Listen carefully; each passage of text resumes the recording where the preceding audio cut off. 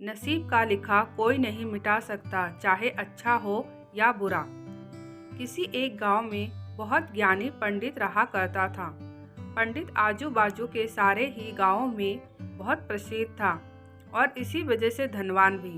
पंडित का परिवार ज़्यादा बड़ा नहीं था।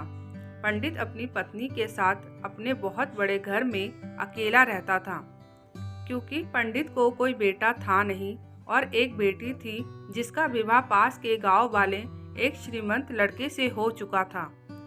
पंडित ने शादी से पहले अपने होने वाले दामाद की अच्छे से जांच पड़ताल की थी और अपनी बेटी का भविष्य भी ठीक से पढ़ा था। तब जाकर उसने बेटी की शादी की थी।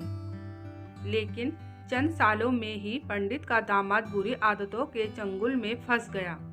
जुआ और शराब की बुरी लत ने उन्हें सड़क पर लाकर रख दिया था। अपने बेटी की ऐसी दुर्दशा देखकर पंडित की पत्नी काफ़ी दुखी होती थी और अक्सर पंडित को कहा करती थी, तुम जाकर उनकी मदद कर आओ। पंडित हमेशा अपनी बीवी को ये कहकर उनकी मदद करने के लिए मना कर देता था कि अभी कुछ समय तक उनका बुरा वक्त चलना है। हम चाहे कितनी ही कोशिश कर ले, जो उनके नसीब में नहीं है वह उन्हें नहीं मिल पाएगा। पंडित की ऐसी बातों से उसकी पत्नी काफ़ी दुखी हो जाया करती थी और मन ही मन सोचती थी कि कैसा स्वार्थी पिता है, अपनी बेटी को इतने कष्टों में देखकर भी उसकी मदद करने के लिए मना करता है। आखिर भगवान ने जो इतना सारा धन दिया है उसका क्या करेंगे? हमें कोई और औलाद भी तो नहीं है, ले देकर एक यही बेटी है और उसके लिए भी कुछ नहीं करेंगे तो किसके लिए करेंगे? पंडित ऐसा नहीं सोचता था। ऐसा नहीं है कि पंडित अपनी पुत्री से प्रेम नहीं करता था, लेकिन उसने अपनी पुत्री की कुंडली इतने अच्छे से पढ़ी थी और वह ये पहले से ही जानता था कि वह चाहे किसी भी लड़के से शादी करते, लेकिन उसके जीवन में ये समय आने वाला ही था और बिना इसे भुगते उसको छुटकारा नहीं मिलने वाला था। एक दिन खाने पीने के लिए भी मोहताज हो चुके पंडित की बेटी और दामाद उसके घर पर आए। पंडित ने और उसकी बीवी ने दोनों का खूब आदर सत्कार किया और खूब अच्छा खाना खिलाया।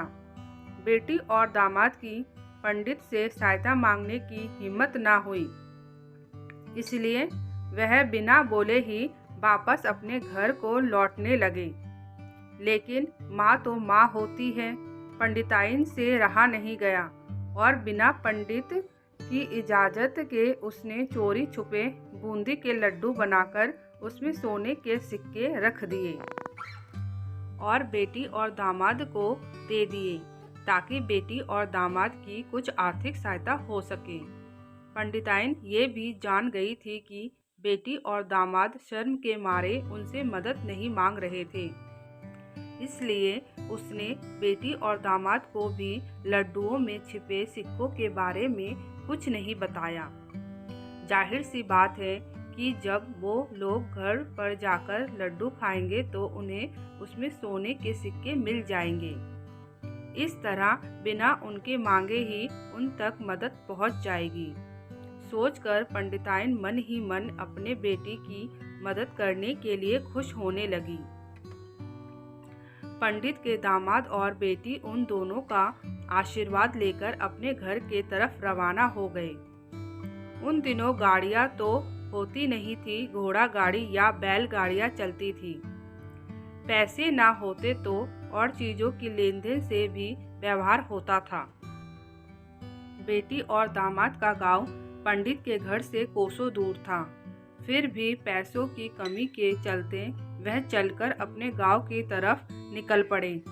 थोड़े दूर ही चले थे कि पंडित की बेटी के पैर में मोच आ गई और अब उसको चलना भी मुश्किल हो गया।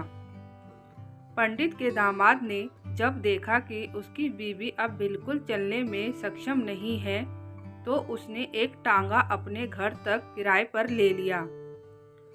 दोनों पति पत्नी टांगे में बैठकर घर तक पहुंच गए। लेकिन टांगे वाले को देने के लिए उनके पास पैसे थे नहीं। इसलिए पंडिताइन ने जो बूंदी के लड्डू उन्हें दिए थे वही किराए के तौर पर उस टांगे वाले को दे दिए। टांगे वाला बूंदी के लड्डू को लेकर वहां से चला गया। टांगे वाला अपने घर की तरफ जा रहा था, तब उसे एक हलवाई की दुकान दिखी। उसने सोचा कि थोड़े से बूंदी के लड्डुओं से मेरे घर के लोगों का पेट थोड़ी भरने वाला है। इससे अच्छा मैं इस बूंदी के लड्डुओं को बेचकर उनसे कुछ चावल खरीद लेता हूँ। टांगे वाले ने बूंदी के लड्डू हलवाई को बेच दिए। जिस गांव में वह हलवाई रहता था, उसी गांव में एक आदमी ने अपने घर पर पूजा रखी थी और उसी पंडित को उस पूजा के लिए बुलवाया था। पूजा में लगने वाले प्रसाद के लिए उस आदमी ने उसी हलवाई से बूंदी के लड्डू लिए जहाँ पर उस टांगे वाले ने बेचे थे। हलवाई ने भी उस आदमी को टांगे वाले से खरीदे हुए लड्डू ही पहले दिए ताकि वह खराब ना हो जाए, क्योंकि वह नहीं जानता था ये लड्डू कब बने हैं।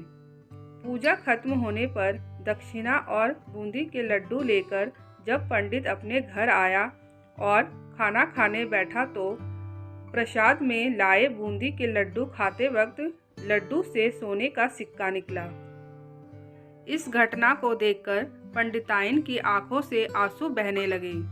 पंडित ने जब पंडिताइन से उसके रोने का कारण पूछा तो पंडिताइन ने पंडित को सब कुछ बताया और पंडित से उनकी बातों पर भरोसा न करने के लिए माफ़ी मांगी।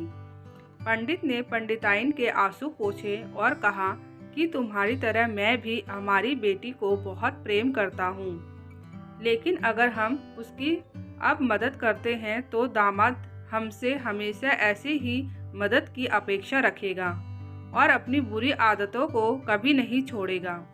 पंडिताइन भी अब पंडित की बातों से सहमत हो गई। 5-6 महीने बीत गए। पंडित के दामाद और बेटी फिर से एक बार उसके घर आए और इस बार उनकी परिस्थिति पहले से बेहतर थी, क्योंकि पिछली बार खाली हाथ जाने के बाद दामाद ने नया काम शुरू किया था और अपनी सारी बुरी आदतें भी छोड़ दी थी।